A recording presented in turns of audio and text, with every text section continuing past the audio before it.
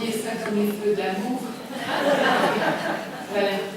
Alors, le centre hospitalier Epicura, c'est assez compliqué. Donc, ça se trouve dans le Borinage, en Belgique, à la frontière française.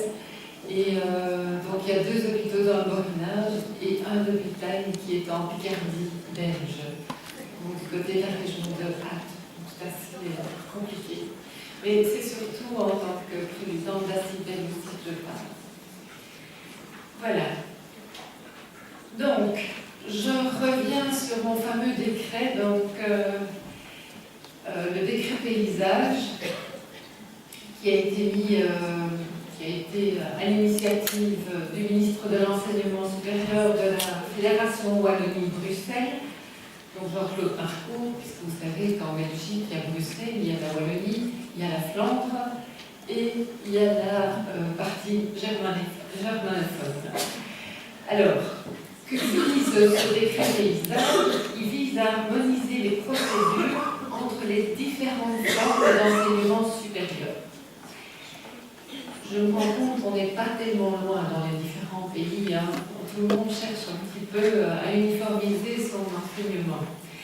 Donc, ce dispositif tend à transcender les logiques de piliers et les concurrences stériles pour faire place aux synergies et aux codiplomations entre toutes les institutions d'enseignement supérieur, universités, haute école et enseignement supérieur de promotion sociale.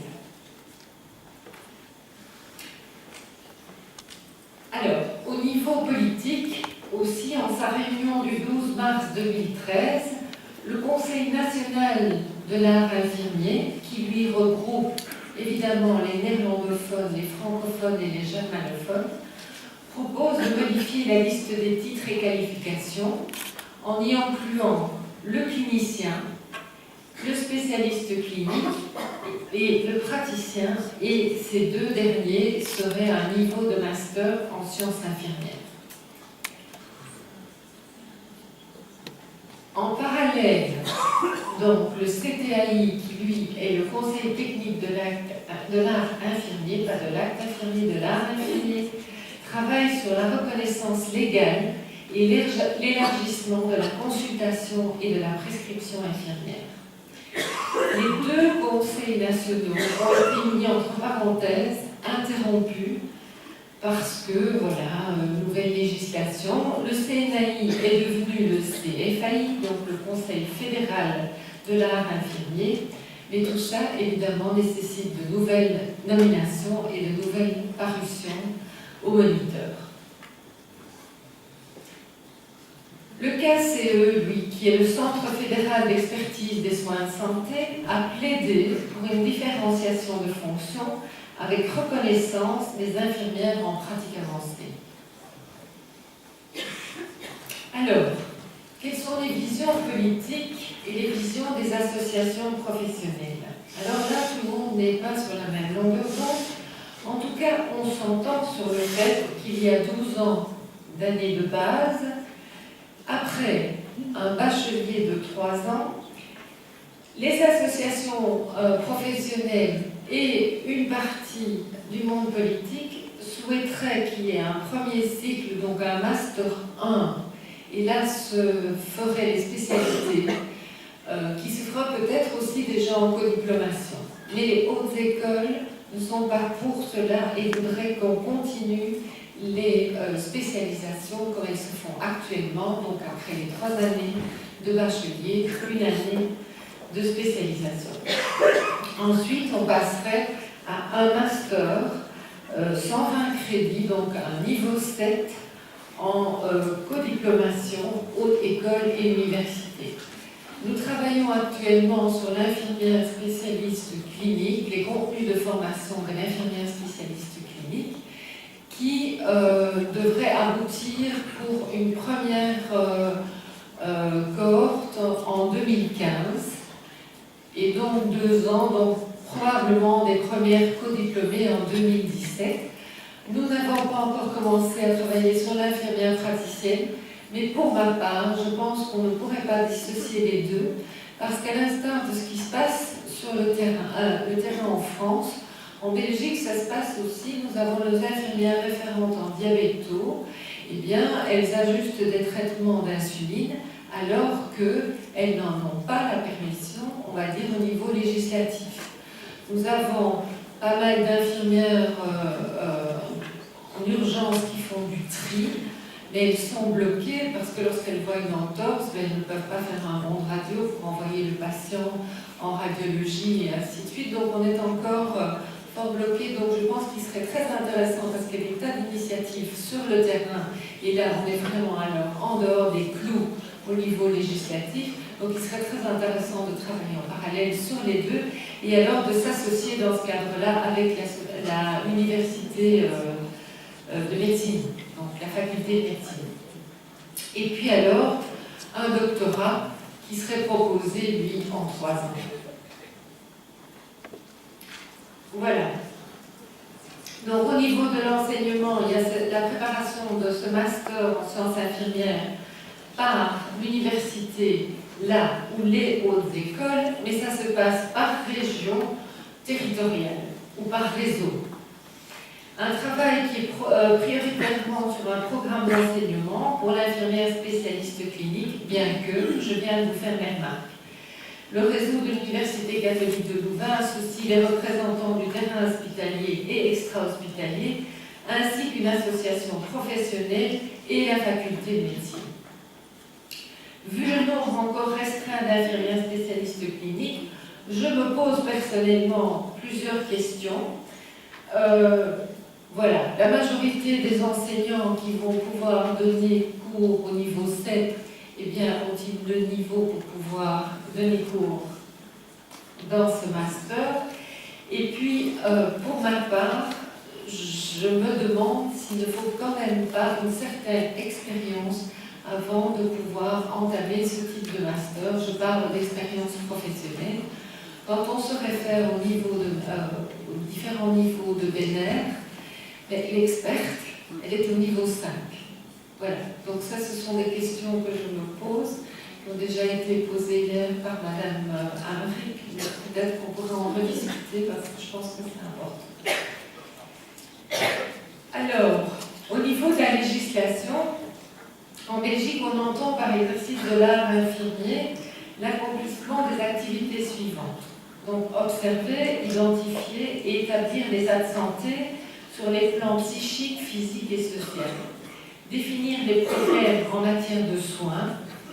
Collaborer, et donc ça fait partie de notre liste d'actes, le A. Collaborer à l'établissement du diagnostic médical. On est toujours par la surveillance et l'observation, évidemment, dans le rôle autonome. Et à l'exécution du traitement prescrit. Donc ça, ce sont les B2 et les C. Et les C sont les actes médicaux confiés. Informer et conseiller le patient et sa famille, là on est dans du rôle autonome. Assurer une assistance continue, accomplir des actes ou aider à leur accomplissement en vue du maintien, de l'amélioration et du rétablissement de la santé des personnes et de groupes, qu'ils soient sains ou malades. Actuellement, quand on regarde la pratique, on voit qu'on est beaucoup dans du B2, donc dans les actes techniques et dans les actes confiés. Le rôle autonome, malheureusement, n'est pas assez, en tout cas mis en évidence, et n'apparaît pas suffisamment dans les écrits et dans la pratique. Donc, assurer l'accompagnement des mourants et l'accompagnement du processus de deuil, donc on est dans du A. Donc, je vous l'avais expliqué ici. Le A, le rôle autonome, observation, surveillance, information, éducation, relation d'aide. Le B1, les actes techniques autonomes qui vont être délégués à une aide-soignante. Les B2, actes techniques prescrits. Et les C, actes médicaux confiés. Les B2 et les C peuvent être différents selon que l'on soit infirmière, spécialisée ou pas. Alors, à l'heure actuelle, seule la consultation infirmière dans le cadre des soins à domicile fait l'objet d'un honoraire par an pour un patient nécessitant des soins d'hygiène au moins 2 fois par semaine pendant au moins 28 jours, et cela pour des patients en soins palliatifs. Et donc, il y a un code au niveau de l'assurance maladie. alors que normalement une consultation infirmière doit pouvoir avoir lieu lorsque l'état du patient le nécessite, mais à l'heure actuelle, c'est sans indemnisation, ou bien elle fait la consultation et la consultation est facturée par le médecin. Oui. C'est facile. Alors, qu'en est-il de la prescription? Les infirmiers se trouvent souvent dans des situations dans lesquelles ils doivent conseiller le patient en vue de démarrer ou de modifier un traitement. Je parle de traitement de diabète, du traitement de certaines plaies complexes, sans pouvoir prescrire eux-mêmes. Donc, le patient doit d'abord se rendre chez son médecin, il perd du temps, il perd de l'argent.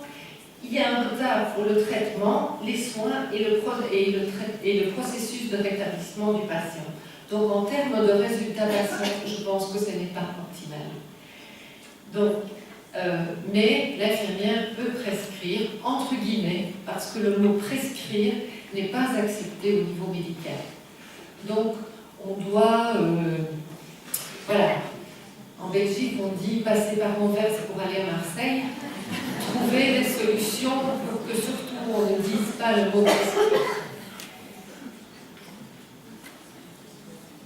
Alors, au niveau des besoins du terrain, eh bien malgré tout, de plus en plus, et je viens encore de voir un article dans le journal, les gardes des médecins traitants, on est de plus en plus interpellés, parce que les médecins traitants ne veulent plus faire des gardes aussi fréquentes, les médecins vieillissent, les jeunes médecins, la population se féminise, et donc nous avons déjà eu des tables rondes où on se demandait, ben tiens, est-ce que on ne pourrait pas mettre les infirmières au téléphone qui pourraient orienter le patient en disant oui, vous devez aller à l'hôpital, non, vous ne devez pas aller à l'hôpital, vous pouvez peut-être attendre lundi, etc., etc. Jusqu'à présent, évidemment, sans formation, puisque cette formation d'infirmière praticienne n'est pas encore prête. Il y a le PIT qui est une initiative ministérielle où vous avez des ambulances de SIAMU, donc des ambulances de soins intensifs qui partent sur le terrain. Les ambulances de soins intensifs partent avec un médecin, mais ici, il y a certaines ambulances qui partent seulement avec l'infirmière selon la description qui est donnée par le call center. Alors il se trouve parfois que le médecin se retrouve avec l'ambulance SIAMU et qu'il a un cas moins important que l'infirmière qui est de l'autre côté et qui se trouve devant vraiment une situation qui demande beaucoup de connaissances et beaucoup d'à-propos pour pouvoir vraiment sauver le patient à ce moment-là. Je vous ai parlé des infirmières en diabéto, et puis je vous ai parlé de toutes ces infirmières de référence qui font du bon travail, mais voilà, qui devraient passer à un niveau supérieur. Donc, beaucoup d'infirmières de référence et actuellement certaines cliniciennes ou infirmières spécialistes cliniques sont présentes sur le terrain, mais elles bénéficient d'un salaire d'infirmières brevetées, puisque en Belgique nous avons plusieurs niveaux d'infirmières brevetées, d'infirmières bachelières, voire spécialisées.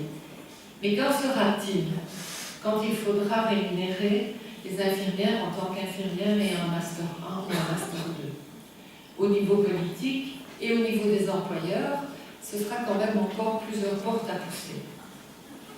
Alors, est-ce que la fin du feuilleton est proche? Ben, je n'en sais rien. En tout cas, merci pour votre attention.